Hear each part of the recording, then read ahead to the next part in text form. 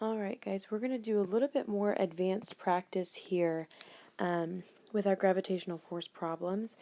This will be a good review for us in terms of gravitational force problems because that was kind of the first section of the class, but now these are just a little bit more advanced. So I want to walk through a couple of these questions here for you before you start venturing out on your own to do some practice. So this says if two objects have equal masses and they sit 1.2 meters apart, find the masses of the objects if the force due to gravity between them is 0.035. So we're going to go ahead and plug this right into our FG equation. FG equals big G times M1, M2 over R squared. Okay, we have given to us the radius and the force of gravity. We of course know that big G is 6.67 times 10 to the negative 11th.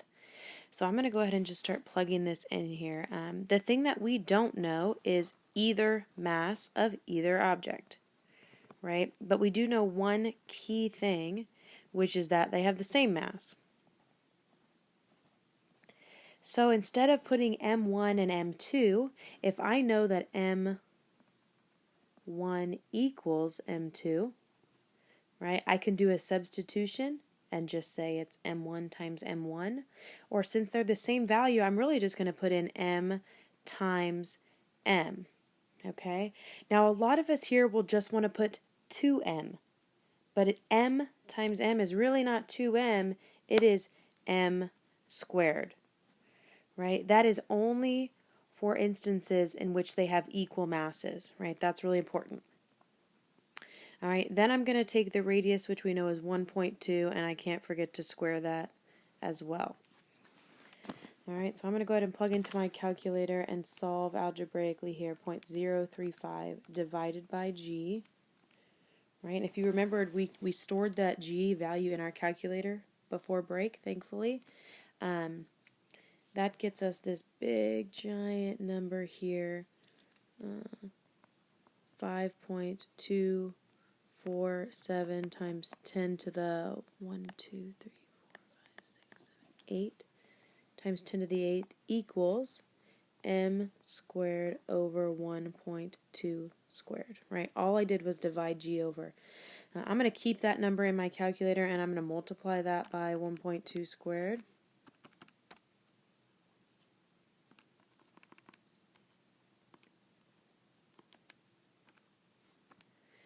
And I get something big there as well, which is 7.556 times 10 to the 8 times 10 to the 8th equals M squared. And so to get M by itself, I'm going to take the square root of that answer, and that tells me that each mass equals 27,488.58 kilograms. Right? So 27,488.6 kilograms is the mass of each of those objects. So since they have the same mass, you don't have to write it twice. You could say M1 and M2 equal, that value. You don't have to rewrite it. If the masses are unequal,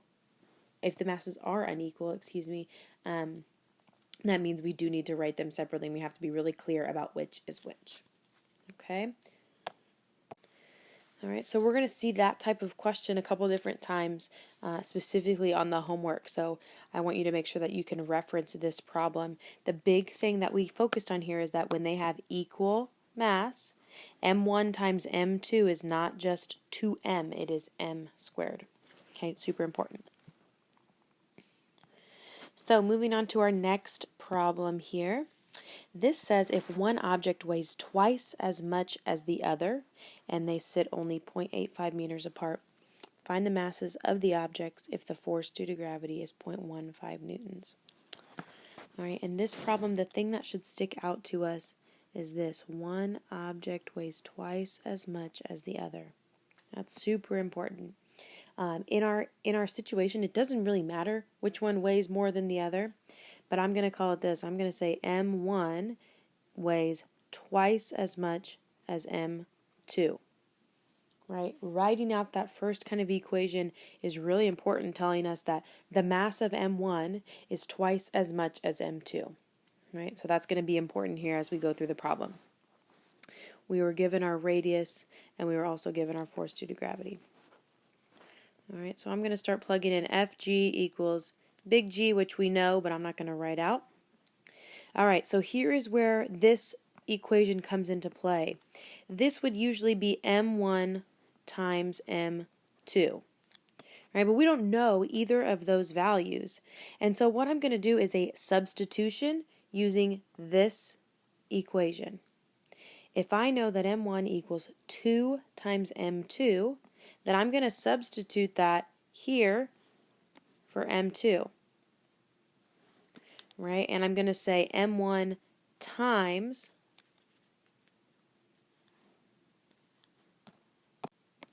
sorry, wrong one. I need to, if I know that m1 is equal to 2m2, I'm going to replace m1 with 2m2 times m2. Right? I'm going to do the substitution that keeps m2 in my equation. So I did a substitution there to go from this equation. I substituted, since I know what m1 is equal to 2m2, I brought that into my equation in place of m1. Okay, so I did a substitution there. That will all be placed over r squared.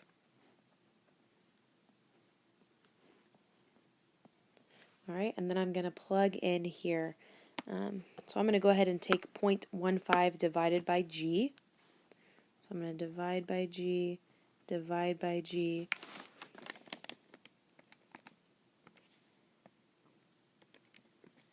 And I get a big, huge number.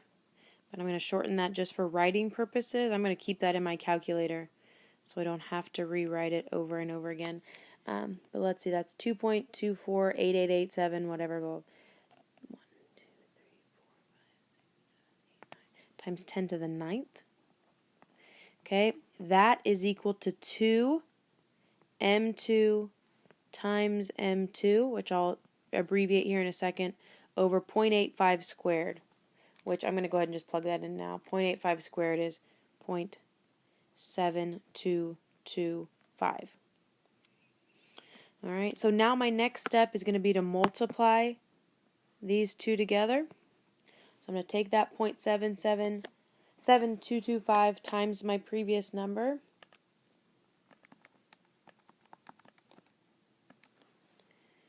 All right, and I get a pretty big number again. I'm going to rewrite that up here.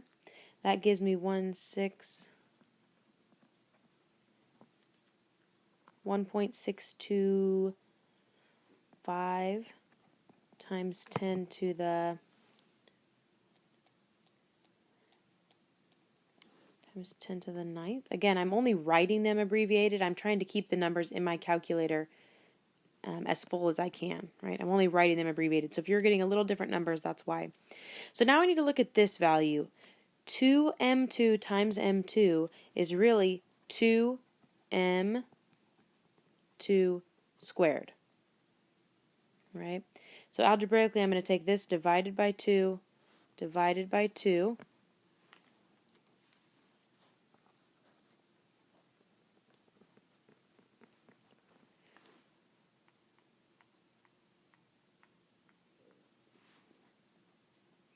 equals m2 squared. And so the final thing I have to do is square root both sides. Sorry, that's a 8.14. Okay, I'm going to square root both sides. And I'm going to get m2 equal to 28,502.7 kilograms. Okay, so that gives me one of my answers, right? M2 is equal to that value. But if we come back up here and we say we know that M1 is equal to 2M2, M1 is equal to 2 times M2, which was 28,502.7, then I'm going to have my value for M1. So in these problems, it's so essential that you keep M1 and M2 straight.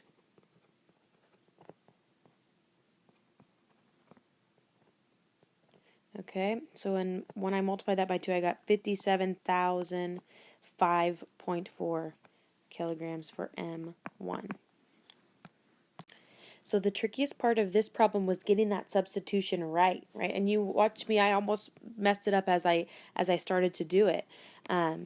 So we just gotta pay attention to, if we say M1 equals 2M2, you could have also done it like this, 1/2 M1, or M2, I'm sorry, equals M1, right? There's a lot of different ways you can do it.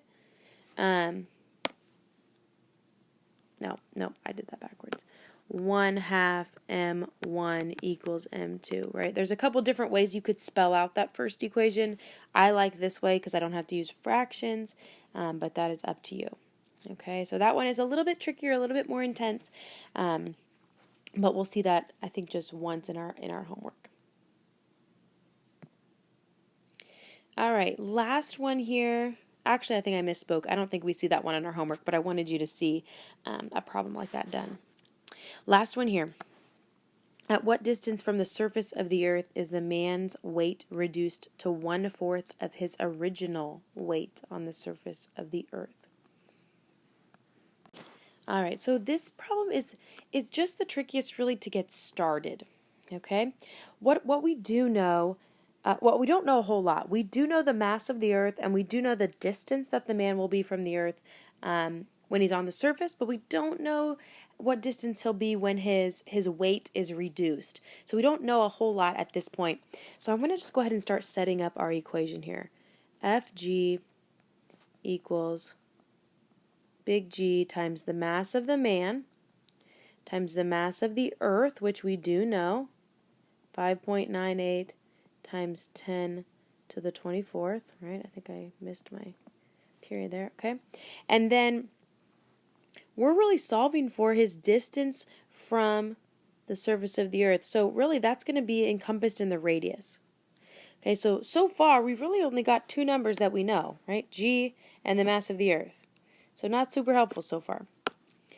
But we're not looking at what is his force of gravity on the surface of the earth. We're looking at when does it become 1/4 of his original weight. So now I'm going to come back down here and I'm going to say 0.25 of Fg happens at what radius, right? Mass of the man we still don't know. 5.98 times 10 to the 24th, that's the mass of the earth, right? That's a value you should be familiar with. And then r squared. So we still don't know how far away from the earth will he be when he reaches this 1/4 of his weight. Okay? So now the next thing we have to look at is we're still missing too many variables, right? If we're solving for r squared, we've got an Fg and an m that we don't know. Okay? So now we need to think back, what's the other way we know to solve for Fg? Right? When we originally learned force due to gravity, it was mass times 9.8, right? And this was on the surface of the earth. So if I want to know what is 1/4 of his weight on the surface of the earth, I can take this equation and substitute it here. Okay, so now my equation would really read 0.25 times mass times 9.8 equals big G, which we know, I'm just not writing out, m times 5.98, the mass of the earth, over r squared. Right? So now we're down a couple variables. I know that the mass is still there, and I'm going to leave it there because I'll show you algebraically how it cancels, but it will cancel. Okay, his mass is going to cancel. So we don't really even care how much he weighs. We just want to know at what ratio or at what distance is his weight then reduced to 1/4 of its original. And that ratio will remain the same regardless of an object's mass. So now let's start doing some math. Okay, now that we've got our equation set up, we can start doing the math. So I'm going to start on the left-hand side and take 9.8 times 0.25, right, 1/4 of that. And I'm going to start writing my answers up here right up here. Okay, so that would equal 2.45, and I still have an m there, so I'm going to leave that there. Okay, that equals g times the mass of the man times the mass of the earth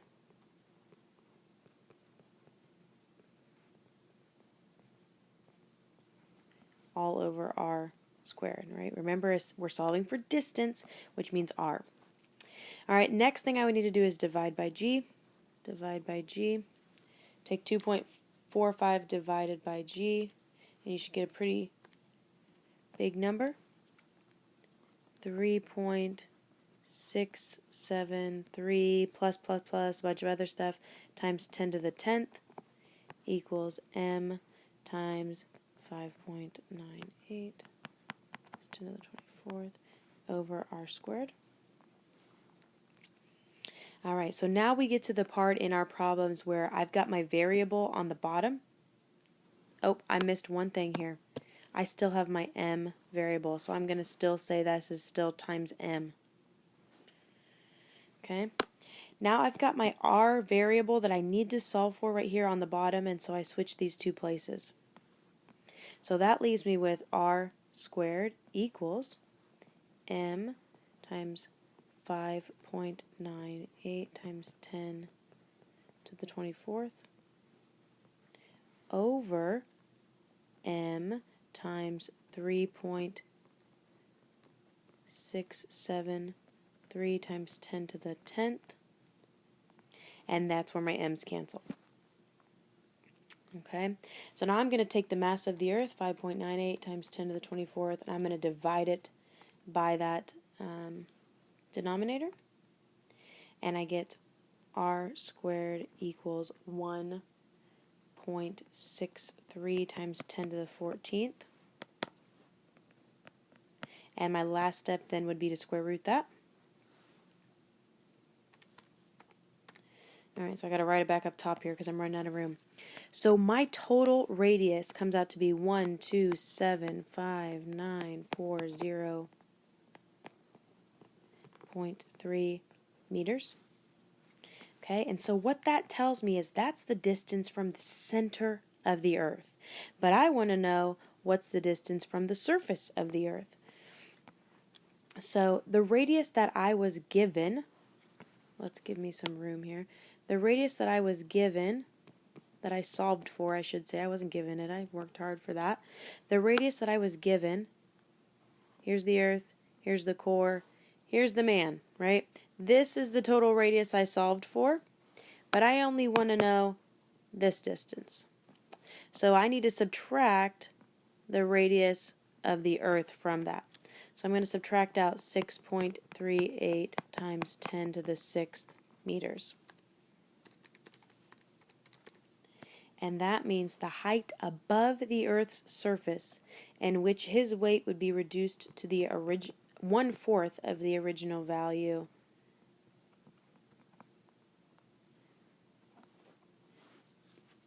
is that 6,379,406 meters.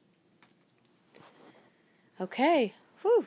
I know that was a long one, very complex. We will not see that very often, but I wanted to be able to do that kind of advanced problem at least once, right? It's not something that I need you to worry about often, but I do want you to see that we can use these ratios and that it's possible to accomplish that kind of stuff. So, all right, that's it.